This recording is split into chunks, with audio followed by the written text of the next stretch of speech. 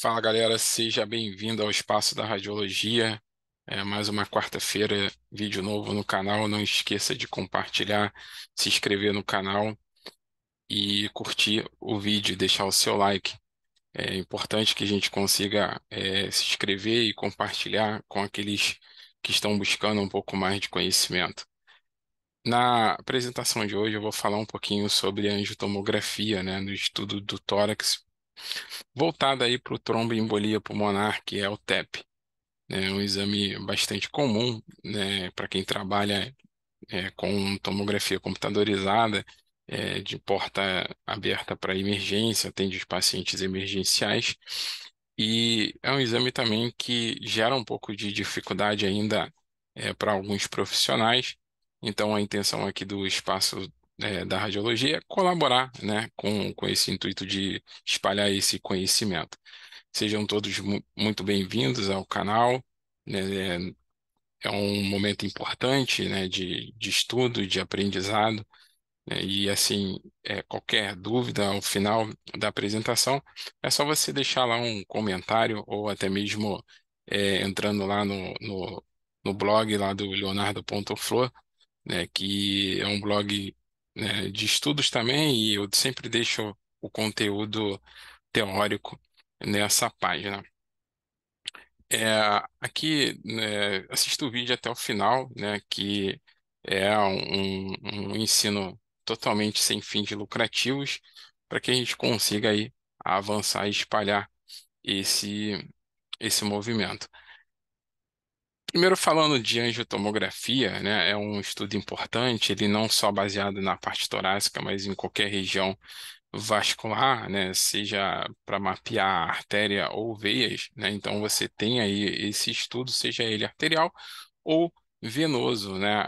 O estudo do TEP, né, da tromboembolia pulmonar, ele é um estudo arterial, né, ele é comum ali, um estudo arterial, precisa ali da infusão do contraste, e a gente vai comentar um pouquinho sobre isso. Primeiro falando o que que é a tromboembolia pulmonar, né? É uma tromboembolia pulmonar, mais comum denominada aí com a sua abreviatura de TEP, né? É, ela tem causa aguda, é uma das principais causas de portas emergenciais, como eu falei, e em cerca de 25% dos casos, a manifestação clínica inicial é até a morte súbita, né? A incidência anual ela varia ali de 23 a 69% dos casos para cada 100 mil habitantes, com mortalidade aí de uma taxa de 30% dos pacientes não tratados, né? E com redução aí desta taxa para 2,5 a 10% dos pacientes tratados adequadamente, né? Então, ali a gente vê é, uma ilustração, um trombo ele se deslocando, né, ele indo ali acompanhando o fluxo, né, da corrente sanguínea até ele estacionar na artéria pulmonar, né? Então, mapear a artéria pulmonar para um profissional técnico, né, com a chegada do tempo de contraste ideal, que é o delay, é o que a gente vai falar desse exame, né? Tem a técnica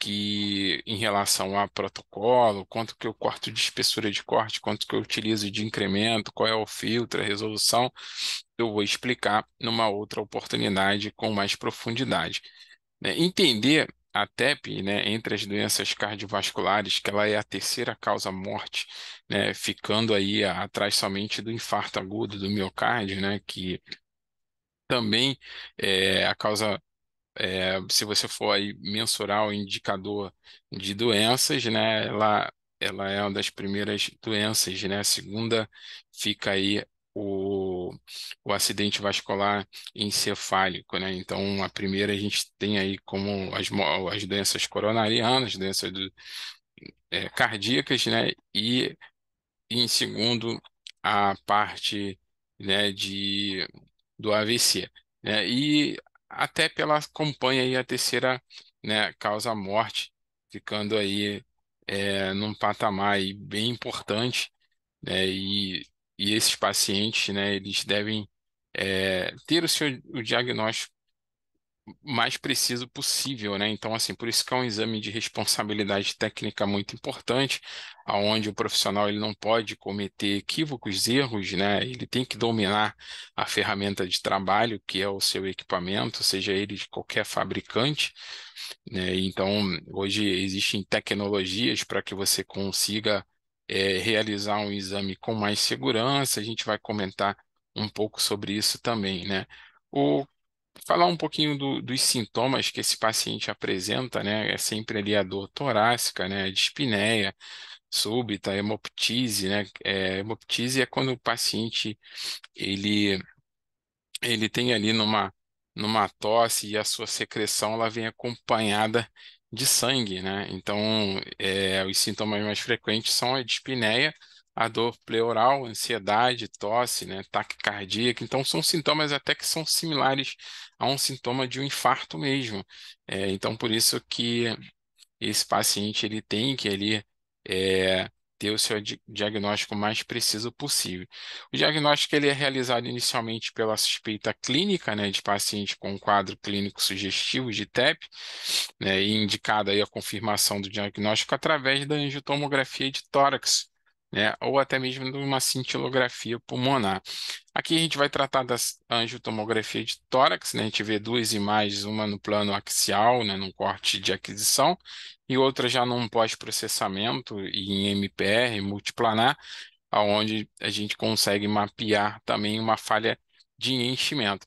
Então, a característica que eu tenho do contraste, né, é o contraste aqui já desde a aorta ascendente, na aorta descendente. Então, aqui a gente tem o tronco da artéria pulmonar, né, pulmonar direita e esquerda. Então, a gente vê aqui que tanto na pulmonar direita eu tenho uma imagem de uma hipodensidade, onde o contraste ele não conseguiu preencher essa região por conta do trombo, né? E aqui eu tenho algumas falhas de enchimentos também do próprio, né, da própria pulmonar esquerda, né? Então a gente tem uma falha de enchimento aqui demonstrada através dessa hipodensidade, né? Hipodensidade, que a imagem ela é mais enegrecida que as demais características anatômicas, porque foi preenchida aqui, né, de uma hiperdensidade por conta do contraste. E aqui no pós-processamento e no plano coronal também fica evidente, ó, que eu tenho pequenas falhas aqui importantes que caracteriza ali de uma tromboembolia pulmonar, né? Compreender a localização seccional, a anatomia, nesses casos ele é extremamente importante, né? A anatomia é como se fosse a lanterna do profissional técnico e tecnólogo nos exames é, que faça, que realizam as aquisições seccionais, seja ressonância magnética, tomografia, né? Eles é, são características importantes de estudo que o profissional ele tem que ter em mente ali que ele precisa, né, se aprofundar nesse quesito para compreender ali a aquisição e entender ali a separação anatômica com, com segurança, né? É, aqui a gente vê uma ilustração, né, onde a gente tem a área cardíaca, né, onde a gente tem ali a aorta ascendente, né, e tem ali na, na- no círculo da aorta ou na crosta da aorta, né? As artérias carótida comum, subclávia, né? Braquiocefálica, né? Então, assim, a gente tem o tronco braquiocefálico também, que é uma característica vascular importante também para outro tipo de angiotomografia, como carótidas e vertebrais, né? Onde a gente vai conseguir aqui mapear através desse posicionamento anatômico. E a gente tem uma referência, né? Para a artéria pulmonar, né, de localização que na visualização eu vou mostrar aqui que é fácil localizar ela, ter uma imagem de um bom plano de um corte axial para que você consiga monitorar tanto a chegada do contraste, quem prefere fazer no módulo manual, ou tem a característica hoje dos equipamentos, né, multidetectores te permite a utilizar umas técnicas automatizadas, né, que seria aí a colocação de um ROI numa anatomia específica, né, que seria a artéria pulmonar, e você determinar ali né, em escala de HU, quanto de densidade esse vaso, né, preenchido ali pelo contraste atingiria para que consiga o equipamento é, disparar automaticamente, né? Então aqui a gente vê tanto a imagem de referência que a gente chama de escanograma ou topograma, né? E vê uma imagem ilustrativa aqui, né? De um livro conhecido aí, é, anatômico, né? De características anatômicas, estudo anatômico, que é um atlas aqui, e eu coloquei, né, o posicionamento baseando-se através da traqueia, que a traqueia está aqui, eu coloquei bem na altura da carina, aonde a gente vai ter, né, ali a visualização no plano axial de uma imagem de referência. Ó. Eu tenho uma imagem aqui na altura da carina, eu tenho uma imagem de referência aqui onde eu vejo a aorta ascendente, a descendente e a artéria pulmonar, né? Então, e a gente consegue ver aqui, né, a carina já na bifurcação ali da traqueia, é um posicionamento que você pode utilizar como referência para que você consiga ali mapear uma boa imagem no plano axial. E tem também aqueles serviços que optam por fazer duas hélices, né? Uma sem contraste e a outra já com contraste. Nesse caso, fica até mais fácil de você localizar, é só você visualizar ali o posicionamento, através dos cortes, ele vem ali mapeando na sua tela a numeração, né? Depois, numa outra oportunidade, eu mostro lá como que a gente consegue enxergar isso, né? E a gente faz essa característica, né, de marcação, escolhendo ali sempre o melhor corte axial, livre de calcificação e tudo mais. Falando um pouquinho do diagnóstico, como que a gente constrói ele, né? Aqui, ó, já é o corte seccional, né, no plano transverso. Coloquei ali o ROI, né, ele me deu uma densidade, ele contraste, ele está chegando ali. Então, isso seria uma forma automática de você realizar essa aquisição. A gente precisa de uma infusão através de uma bomba infusora com fluxo ali de 4 a 4,5 ml por segundo. No módulo automático, a gente vai mapear ali, né, a colocação de um ROI entre 80 a 100 de HU, isso vai variar de aparelho para aparelho. E também tem um módulo manual que é assim, é, é a forma que eu gosto de fazer, mas assim, preferência mesmo de trabalho, cada um desenvolve ali a sua performance de trabalho, né? Então, é essa forma, né? E, e tem que também pessoas que optam por fazer no módulo automático, mas sem problema nenhum, né? Os dois módulos estão totalmente corretos, né? O importante é você não perder o delay, né, que é o timing do contraste, né? Isso é uma informação importante. No módulo manual, né, eu coloco ali o ROI, eu posso marcar fora, só para que eu consiga monitorar essa região, né, de interesse, e quando o contraste ele chega ali exatamente na cava, já que é o próximo passo é entrar no tronco da artéria pulmonar, eu já inicio os cortes, né? E tem também uma outra forma de fazer, né, que é através do threshold, colocando ali e demarcando essa variável, né? Então, das duas formas é, estão corretas, né? O importante é mapear toda a artéria pulmonar. Aqui um pouquinho dos parâmetros que eu usei para esse exame, né? Então, utilizei uma espessura de corte de 1 milímetro, um incremento de meio, uma resolução standard, né?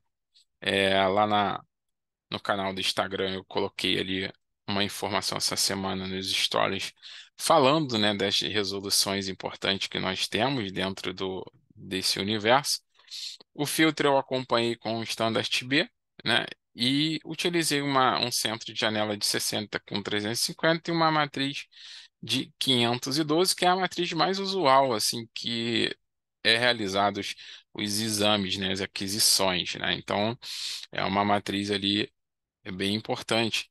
E aqui está a transformação, né, dessa aquisição com esses parâmetros, né? Então eu consegui essa performance de imagem aqui através, né, desses parâmetros. Ah, eu posso mexer na espessura de corte, no incremento? Sim, né? Isso não é impeditivo, até porque a gente tem outros tipos de mapeamento de angiotomografia de outros segmentos, onde a gente vai alterar a espessura de corte, onde a gente pode alterar alguns parâmetros ali para melhorar essa, esse ganho de resolução espacial, né, de performance de imagem, qualidade.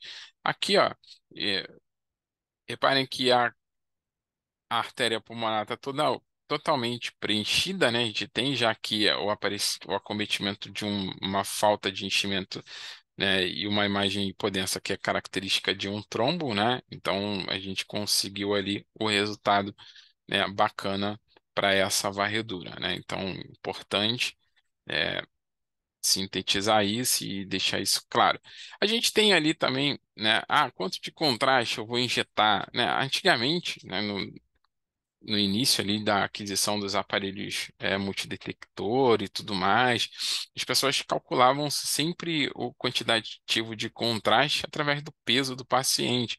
Mas para os exames vasculares, né, que você necessita ali o enchimento daquela estrutura anatômica, isso não se faz necessário, calcular ali pelo peso, e sim pela estrutura, né? Então você vai mensurar ali pela estrutura anatômica para um caso de um estudo para TEP, né, para um mapeamento do artéria pulmonar, a gente usa ali, né, até de 40 a 45 ml de contraste, né, com esse resultado efetivo aqui, né? Qual a melhor técnica, manual ou automática? Isso aí é critério técnico, né? Qual é o delay, né? O delay tem como você calcular também. é, Através, né, de uma infusão do contraste. Eu vou ensinar como é que faz esse cálculo no nosso próximo encontro, então não perca, né? Como identificar se o exame está dentro de um padrão diagnóstico? É o preenchimento da artéria pulmonar sem a perda do contraste. O contraste ele não pode estar lavado, né? Ou já ter passado por essa região. Eu não posso calcular o delay de forma nenhuma errada, né? E essas são características que você pode acometer o procedimento, né? Então aqui eu vejo que a aorta ascendente, né, tá vazia de contraste, a descendente também, mais a pulmonar, ela tá preenchida, né? E isso é bem bacana, né? De você ter ali esse diagnóstico. Tem a forma de você calcular o delay através de uma técnica chamada de Smart Prep, né, que você coloca ali uma quantidade pequena de contraste e calcula quanto esse contraste levou para chegar até essa região, né? E ele é muito similar à colocação do ROI, né? Então ele vai ser similar, com uma diferença de você calcular o tempo certinho desse delay. Aqui, a gente falando um pouquinho de pós-processamento, a gente utiliza o MIP, né, que também vai extrair ali uma densidade específica, né, de um aumento de densidade da região vascular. Então, aqui é um MIP no coronal, né, você vai conseguir transpor também um MIP no sagital, um MIP no sagital, mostrando toda ali a performance da artéria pulmonar, e também um MIP no próprio plano de origem, que é o axial, né? Também é desenhadinho ali, você consegue, né, ter essa performance de imagem, né? Trabalhando sempre sentido anatômico, patológico, né? Guiado aí sempre por esse sentido, para que você consiga, né, essa variável. Falando um pouquinho de prevenção, né? A melhor forma de se prevenir, né? São pequenas mudanças, né? Uma vida mais saudável, né, exercício, uma boa alimentação, e hidratação são importantes para essa causa de doença. Não esqueça de deixar o seu like, de compartilhar o seu vídeo e de, né, se inscrever no canal e deixar aí as suas dúvidas no nosso espaço, né, o espaço da radiologia, e eu deixo aí sempre uma mensagem de reflexão, né? O sucesso é atingido duas vezes, a primeira na nossa mente, a segunda no mundo real. Então, tudo que você foca, né, tem o desejo hoje de trabalhar com tomografia, ressonância, de ser um bom profissional técnico e tecnólogo, foca isso na sua mente, já idealiza isso, já se vê sentado numa mesa operacional de exame, já fazendo todas as reconstruções possíveis e imaginadas, né? E transformando aí a sua vida profissional, né? Sejam todos bem-vindos aí ao Espaço da Radiologia, né? Toda quarta-feira nós temos vídeo novo aqui no canal, né? Fiquem com Deus, um grande abraço a todos, até mais.